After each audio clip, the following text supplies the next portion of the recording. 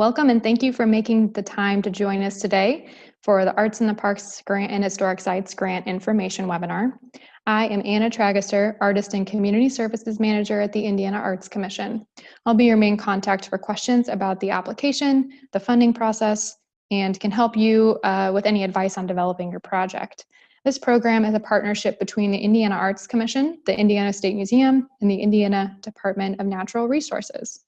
This program, we know very well how much time and planning the application process takes, and we've seen some incredible experiences come out of this grant program, so we're excited for another year of it.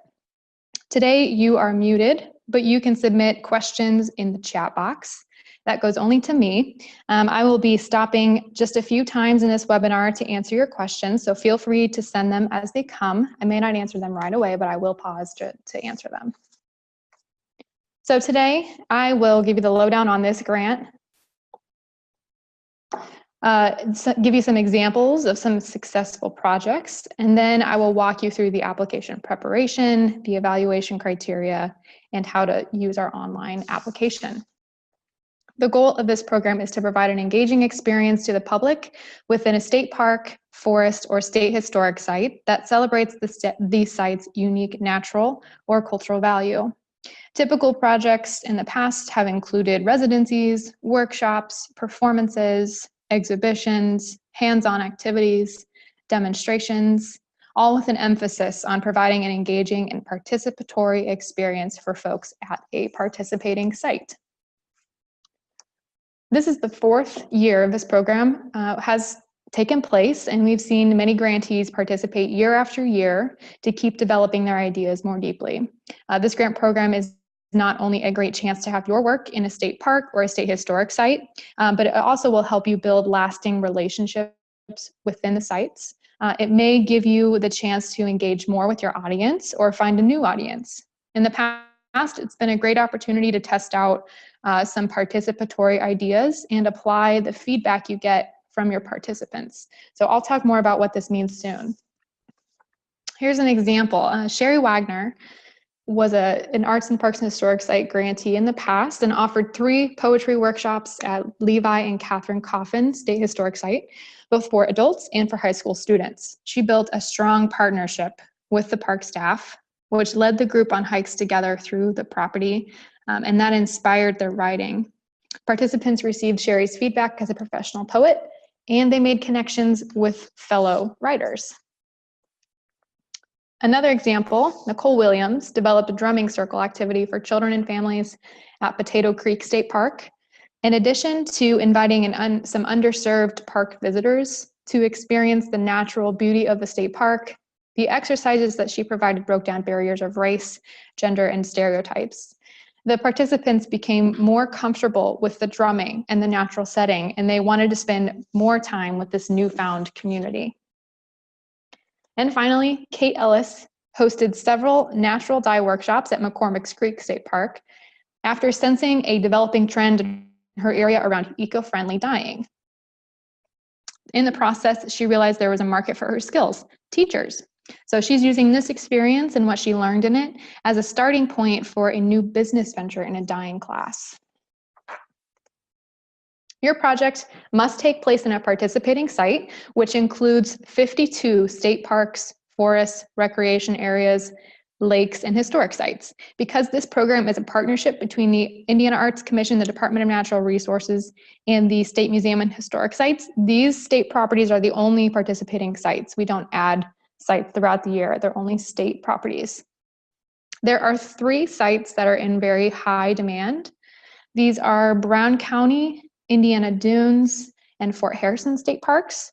If you select one of these sites in your application, you may be asked if you can locate your site to another park if that park receives too many eligible funded projects. So think of an alternative just in case. There are lots of eligible applications for those sites. If there are more than what they can accommodate, we'll prioritize by score until their capacity is reached.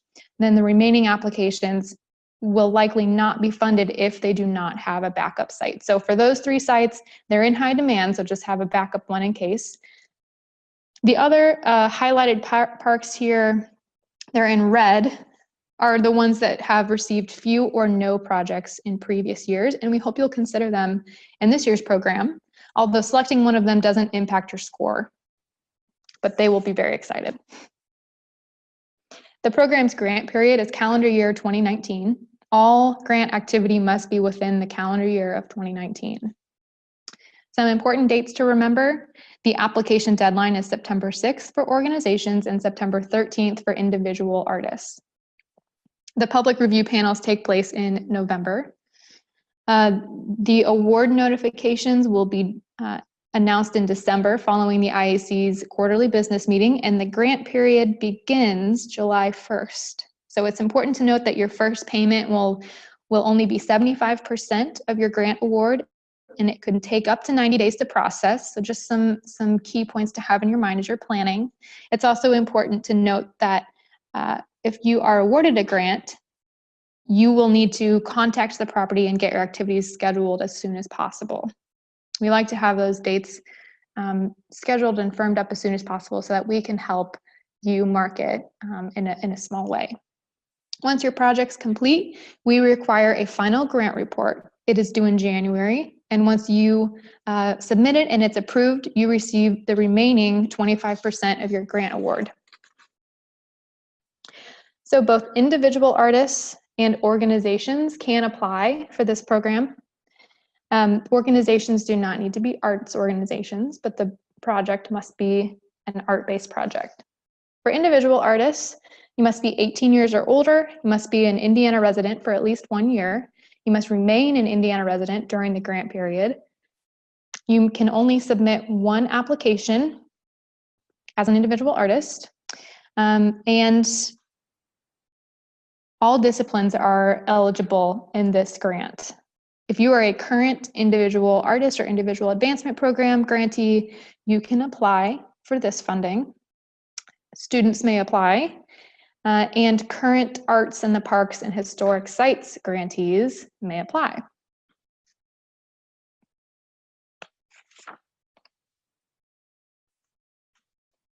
An organization must have 501c3 status or be an Indiana public entity. You must have an eligible tax exempt.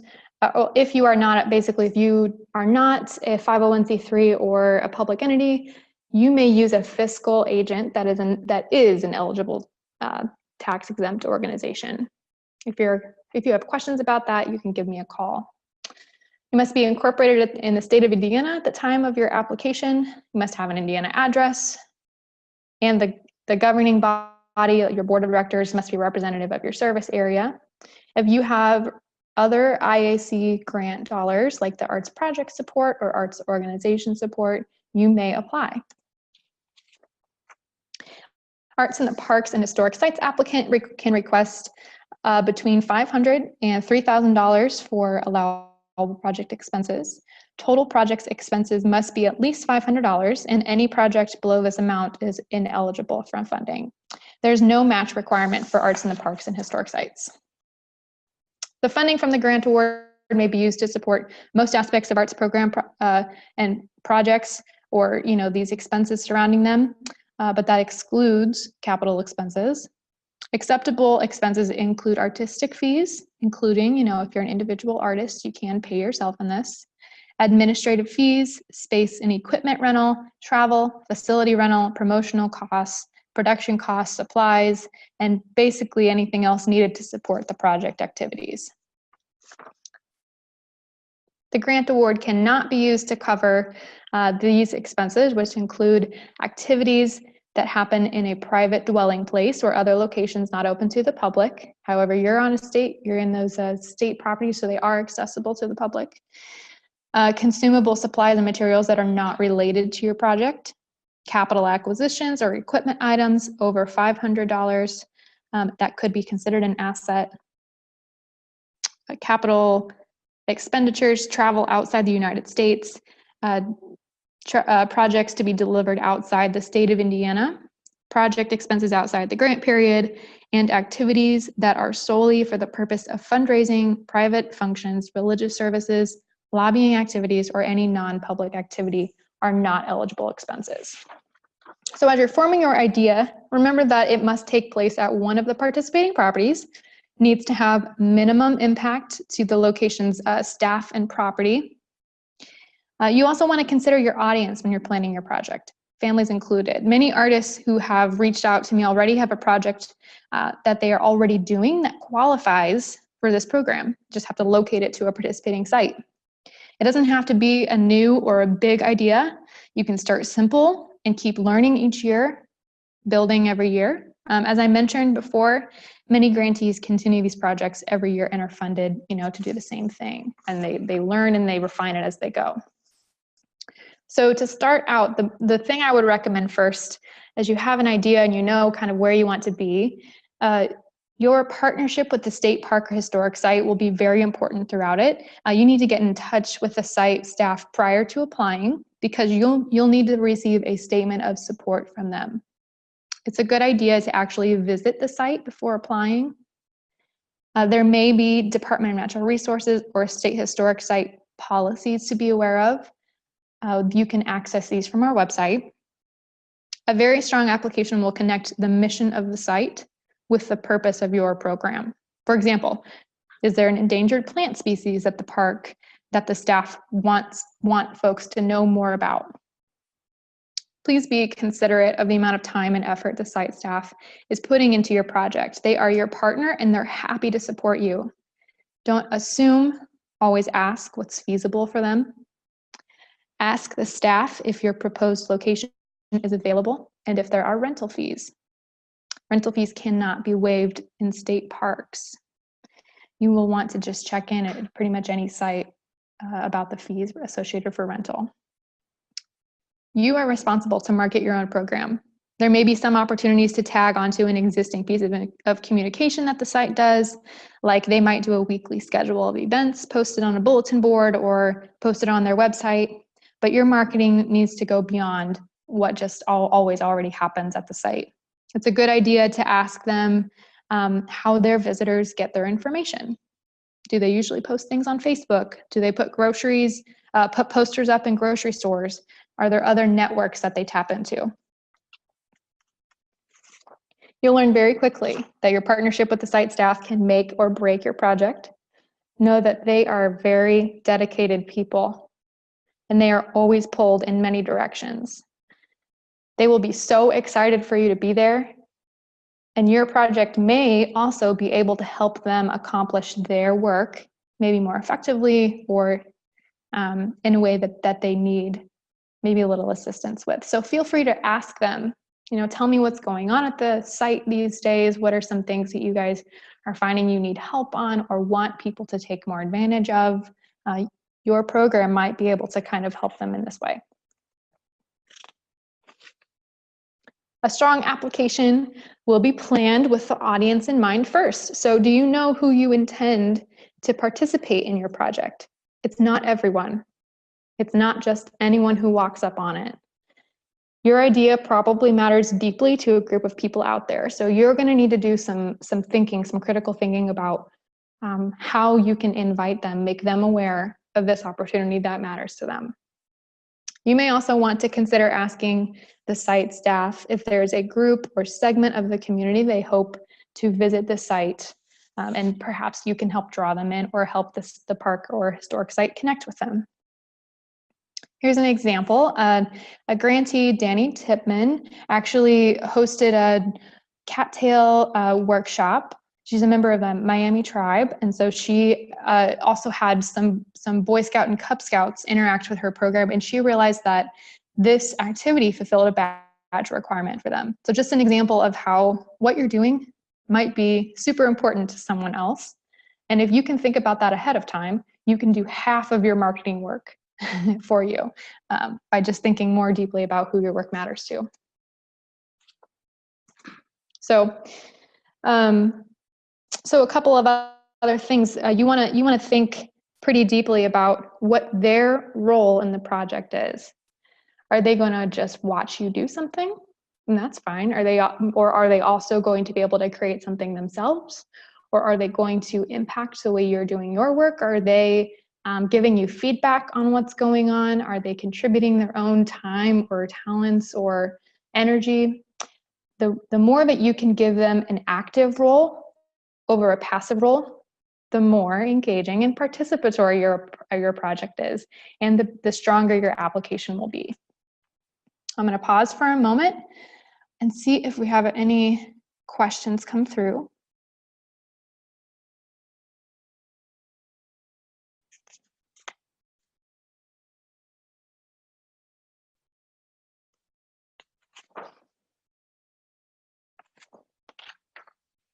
Okay, let's keep going.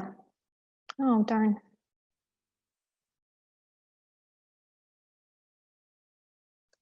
All right, now let's talk about how you start the application process.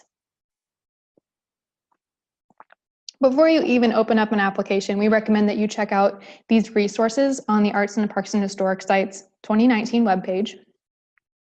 You may want to get a feel for projects that have been funded in the past.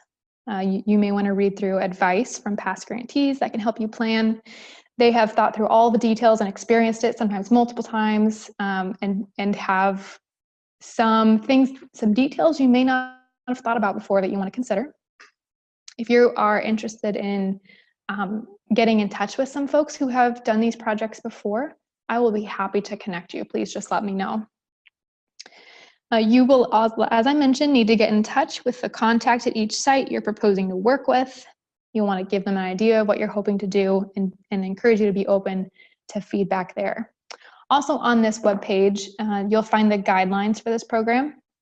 The guidelines are so important for any grant program. It's a PDF, a few pages long, of all of the rules and requirements for this program. It also has the criteria which your application will be scored within the document, and I'll go over these in more detail in just a moment. So when your site contact is comfortable with your idea, after you've run it by them and maybe you've asked them for feedback on it, how can you make it stronger or help them accomplish some of their goals? Request a statement of support from them. You will need to upload a statement of support for each of the sites you're working with to your application. A statement of support could be even just a screen grab of an email from them, a simple statement from them, or some people go as far as writing a full letter of support on a letterhead. Any of these are acceptable. We just need to see that the site staff knows who you are and is in support of your project. You'll upload those files to your application, as I mentioned. So this grant will be completed through our online system. You'll navigate to the site using this link here. You can also find the link on our website.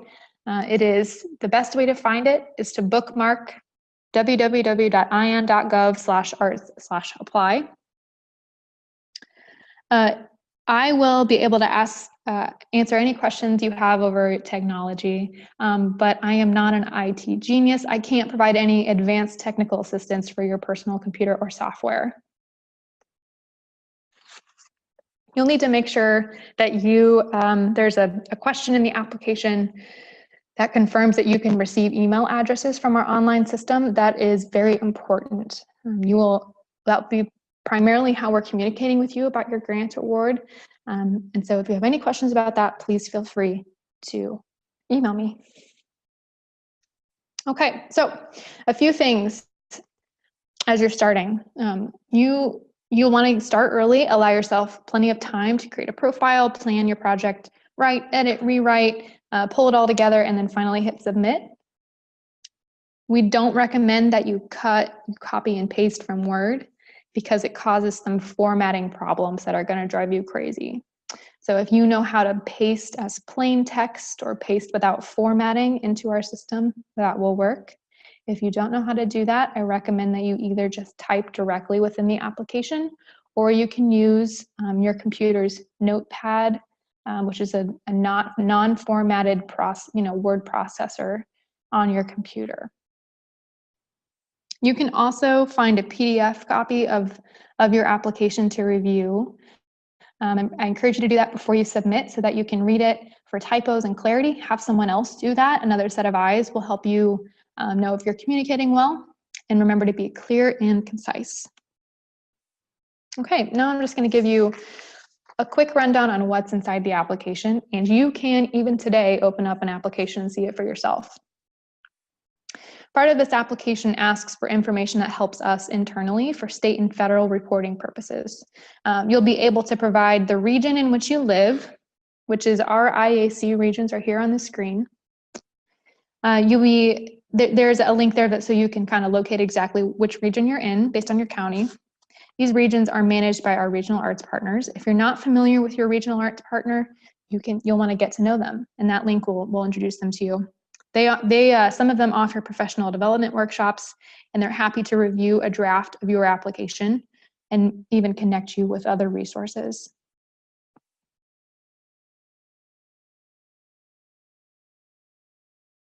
Okay, you'll be asked to show a project discipline, which includes dance, music, visual arts, traditional arts, etc. You do not need to, it doesn't matter what discipline you select. For folk arts, we ask you to just provide a short description of what that means to confirm that you are eligible within the folk arts category. Now, the panel will review your application based on the number of applications that are received, the type of projects or disciplines, or the location of the project.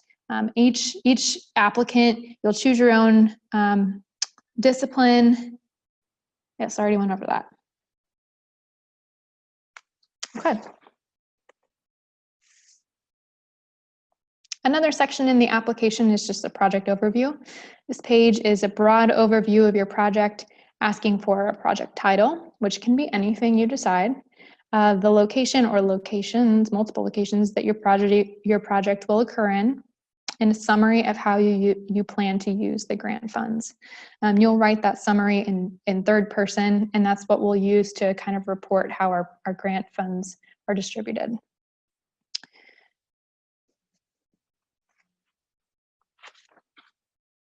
Okay, there's quite a bit of narrative content within the application as well.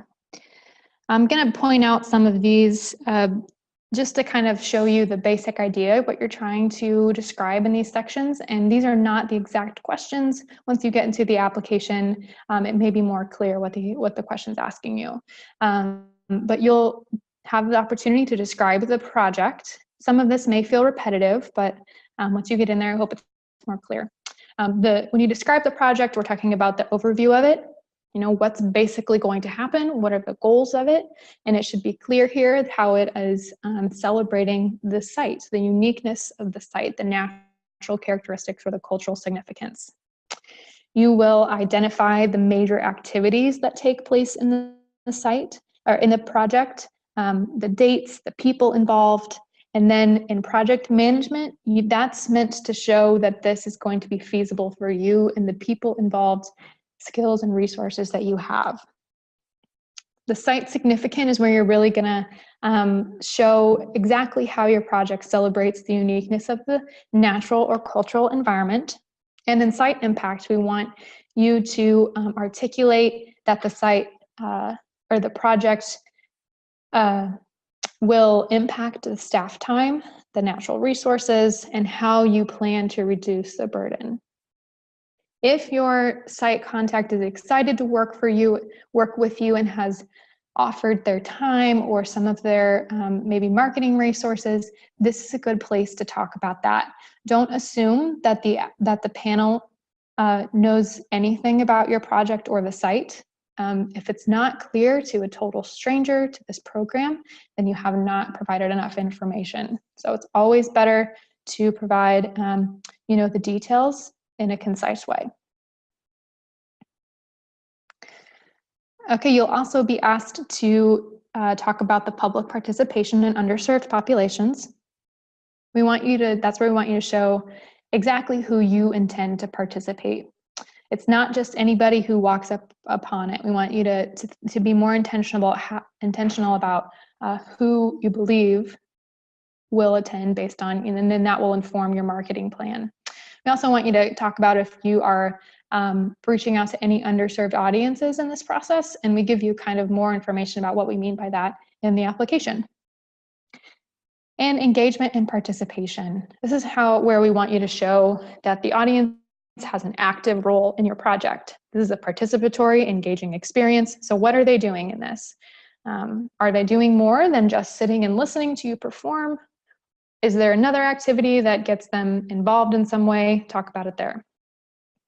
We want to know about your marketing plan. Like I mentioned before, you might be utilizing some of the site's resources or existing kind of pathways for marketing, but we want you to explain more fully how you intend to reach the audience that you want to participate. That could include, in the past, some folks have even described that they have a radio spot or they have Facebook ads. It could even be that you are reaching out personally to the Boy Scout troop that you know will take advantage of this opportunity. And then we want to know just kind of in general how you'll know if the project is a success. You may want to do some kind of, in the past, folks have done written surveys on a piece of paper before folks leave their activity. It's not always a successful way to evaluate your success. So if you can be creative in how you kind of know how people are responding or what their takeaways are, I encourage you to be creative there. We also need you to show your artistic experience. If you are not an artist yourself, or if your organization is not an arts-based organization, we need to know about the people who do have the skills and experience in the artistic project that you're bringing to the state park or historic site.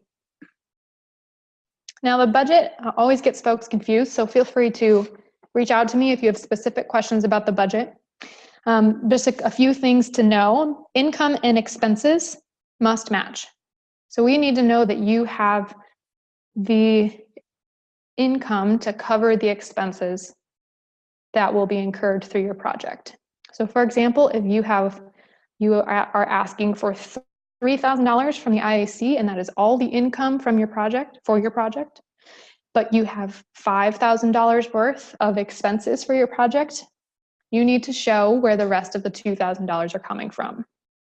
So that could be even a personal contribution, or maybe you're charging folks to participate in your project. That could be reasonable.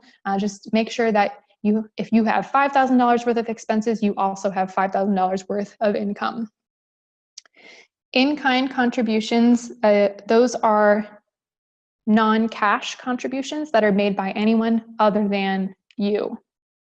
If you are contributing your own equipment for the project, that is not in kind. That would be a personal contribution, and you would record that as the cash value of that use. Be sure to include rental and entrance fees. You may want to include a contingency line in there. And an artist fee is an acceptable expense. You can pay yourself as an artist, or if you're an organization having other artists participate, we encourage you to give them a stipend. Make sure that's a reasonable amount. If you're paying yourself, a reasonable amount can kind of be justified in whatever way it makes sense for your field. There are often fees to rent the space, as I mentioned earlier, so just check with your site contact. Okay, there are also a few things that you'll need to upload to your application. If you're an organization, we need you to upload your most recent profit and loss statement. All applicants need to submit a statement of support from each site that's participating. If you are an individual artist applying to this program, you need to submit an artist resume. If you do not have an artist resume, this is the perfect time to create one. And we also encourage you to submit artistic documentation. So these are things that show that your organization or the artists have the skills and ability to do the artistic projects that are happening in this. So that could be, a sample of your earth art that you've done in other places before, a video of a dance that you've done somewhere else. It could even be photos of the project that have happened in past years if you're coming back as a returning grantee. It's not required, the artistic documentation, but it can only help you. Okay, we've talked about most of this, but just as a reminder, The budget and narrative, well, I guess we haven't talked about this before, but the review criteria are going to be very important when you complete your responses. Each of the questions is asking you something that you'll need to show in the review criteria. And the review criteria I'll go over more depth in just a moment, but can be found in the guidelines. The budget and the narrative need to support each other. So if you are describing something in your narrative and in your description of the project, maybe you say, I'm going to send out postcards to get people to come, then you need to show in the budget that you are planning for that. If you are showing something in the budget, like there's a line for $100 for travel, you need to describe in the narrative, who is the travel for, where are they coming from? Make sure that there are no surprises. Your income and expenses must match. And artistic documentation is not required, but encouraged. All right, so after you've completed all of your application, you're ready to hit submit. Awesome. Make sure that you make all of your edits before the deadline. All deadlines and submissions are final. If you submit your application before the deadline and then you realize that you've made an error, you can contact me and I can accommodate that, maybe open it up for you to edit as long as it is still before the application deadline. Pretty much all of our application deadlines around here are 4:30 p.m. Eastern Time. And when you are submitting your application, the online system will send you an email pretty much immediately. If you don't receive this email, you need to check your spam. And then if it's still not there, give me a call and make sure, but it likely means that it did not submit successfully. All right, now I've been talking about the criteria, so let's talk about it a little bit more deeply. The criteria are in your guidelines. There are 4 main criteria, and these are how the points are allocated. Your project must be feasible. You need to show that you have the ability to successfully design and implement this project. And then we've also, in your criteria, in your guidelines, we have broken that out into some more details so you can know exactly what we mean by that, but go back to your guidelines to read it. That's worth 25 points. Your cultural asset and natural environment impact is worth 25 points. We want to show that you are being considerate or considerate of the capacity for the site and also celebrating the uniqueness of the site. It's 25 points, and then the public benefit and community impact is 30 points. This is the most points that you can receive in this. The extent to which the project engages audiences in the site and provides a meaningful art experience there. And the artistic quality is 20 points. And it shows that, that it is of high artistic quality and culturally beneficial. Applications are scored on this 100-point total scale. The scores will be included the panel scores will be included as part of a funding formula to assist in the allocation of the grant awards. If an application scores over 75 points, then that means they're eligible for funding consideration. Okay, and all proposals are considered a public document and subject to public information request. Financial need is not a consideration for funding. Applications are reviewed by these evaluation criteria only. We're looking for projects that are meaningfully interacting with and impacting the public. We want to see that they're carefully planned and provide quality arts opportunities to the public.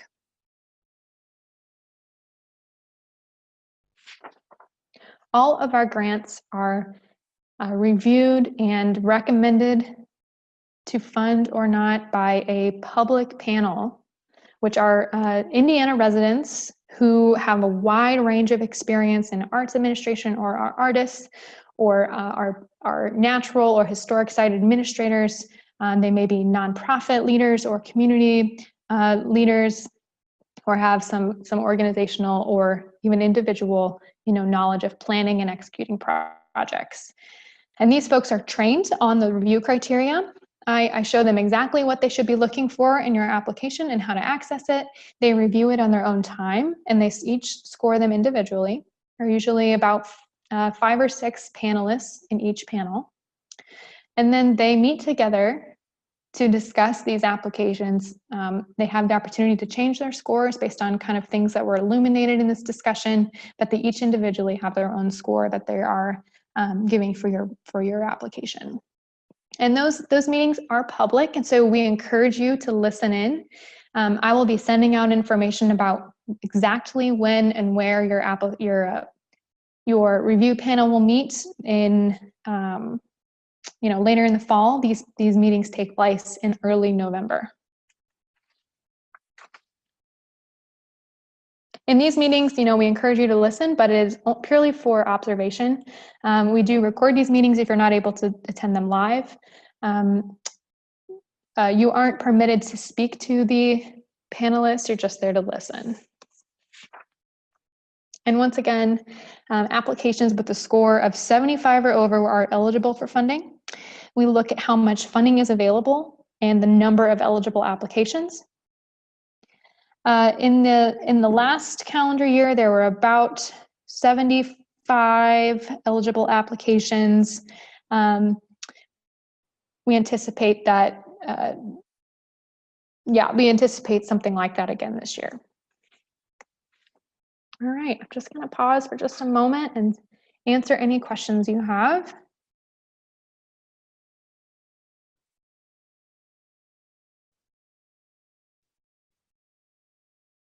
Okay, the question is just to clarify, when should we expect to receive the 75% payment? Great question. Okay, so if your project is recommended for funding and awarded funding by the commission, then your first payment of 75% of the total grant award will come at the beginning of the grant period. That's typically, it kind of depends on how quickly your paperwork is completed and processed, but it would be within the first 90 days of 2019.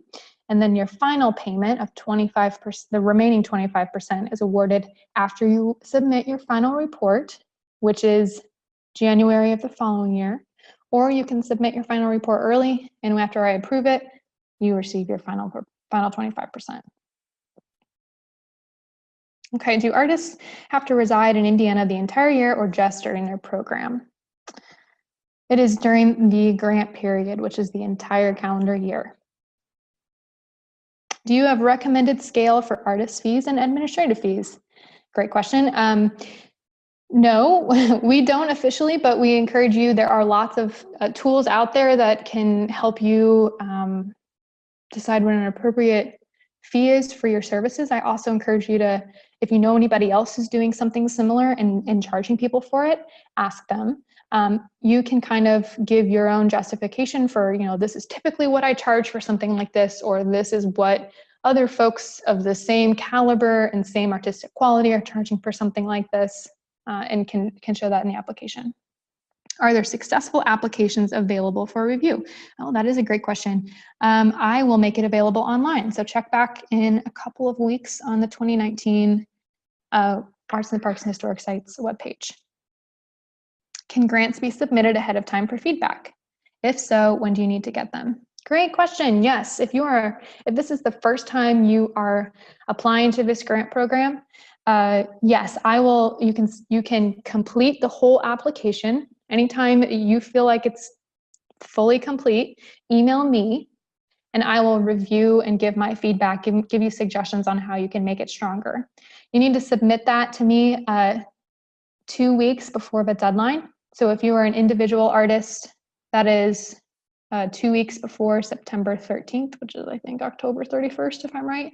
And if you're an organization, that's 2 weeks before September 6th.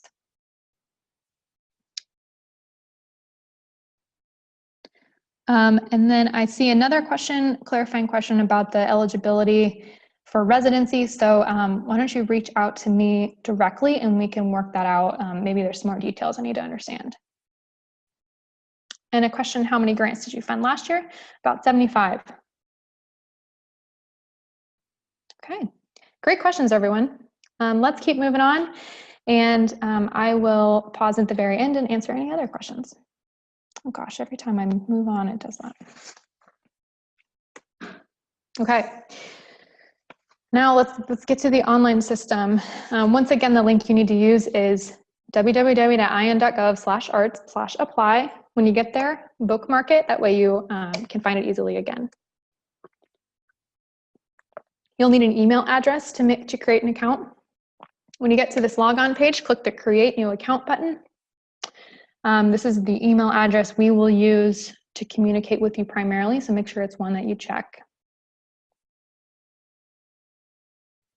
When you go through this process, there are a couple of fields in the Create Account section that don't make sense to you if you are not an organization. For example, the DUNS number, you just type NA. You see there that red circle shows you, in the questions that don't apply to you, if you're an individual, you will type NA. When you get in there, on your home page on your dashboard, there's an Apply button in the top menu, and you'll scroll down to find the correct program. There's several things open in there right now, so feel free to check out some other opportunities that are available. Make sure that if you are applying as an organization, you select the organization's grant program. And there are two options. You can either preview the application or you can actually apply. If you're clicking Apply, that means that you're starting a new application. And so here's what that looks like. This is when you hit the Apply button in your top menu. You get to a screen that has several programs open that look like this. To preview it without actually opening a new application, it's down here in the bottom with an eyeball. If you want to actually open an application, start your application, it's this blue Apply on the top right. A few tips. This system auto-saves, yay. So it auto-saves after every 100 characters you type or every time you click. However, there's also a save button at the bottom.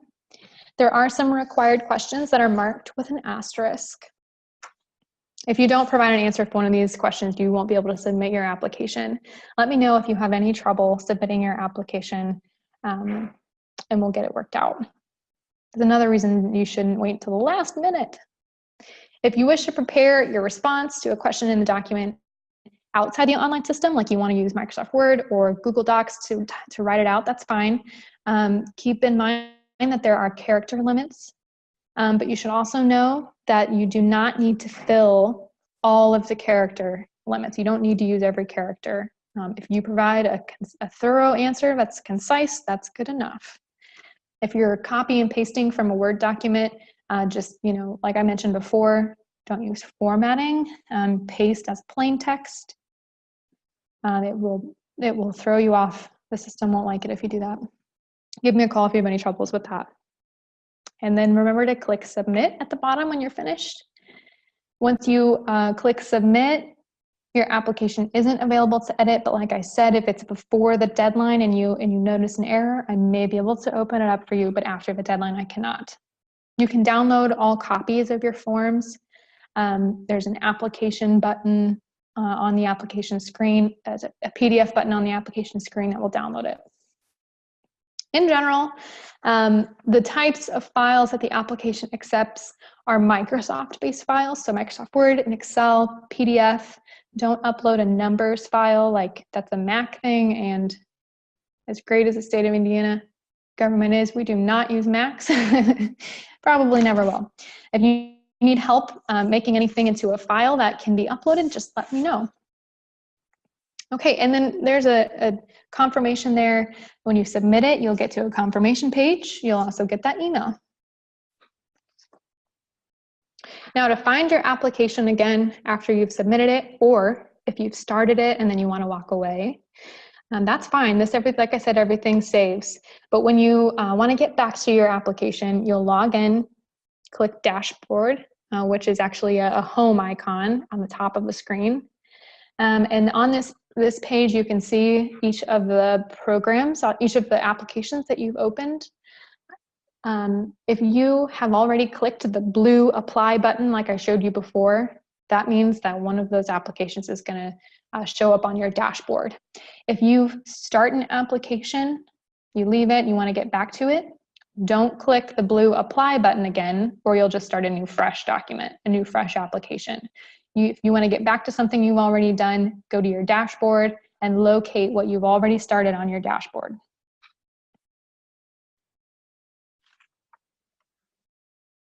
Okay, I saw one more question come through. In your application, can you choose multiple venues for your project? Yes, you can. All of the projects have to happen at a participating site, but we have definitely had folks in the past who have developed a workshop that they want to offer at several different locations, and that's great. You can do that. Make sure that it's a manageable number for you, and you may also be mindful about the weather happening then and what kind of accommodations you need at each park or how far you're traveling. Okay, that's all the information I have to share with you today. So just a few last minute pieces of advice to you. Contact the site, treat them like your partners, ask them for their feedback. They can be your biggest ally. If you need more project ideas, you can check out the Arts in the Parks and Historic Sites 2019 webpage, and you can see stuff that's been funded before. Make sure you cover all your bases on that budget. Make sure you read the application all the way through before you get started. And if you don't feel comfortable working with people, like if you aren't into this participatory idea, pay someone else to do that part with you or for you. That's a very important piece of this. You are not going to get funded if it's not a very engaging or participatory experience. Okay? Well, please contact me if you have any other questions about this program or want to think through some ideas. That's what I love to do. That's what I'm here for. So I'm looking forward to meeting you and seeing your applications come through. Have a great afternoon.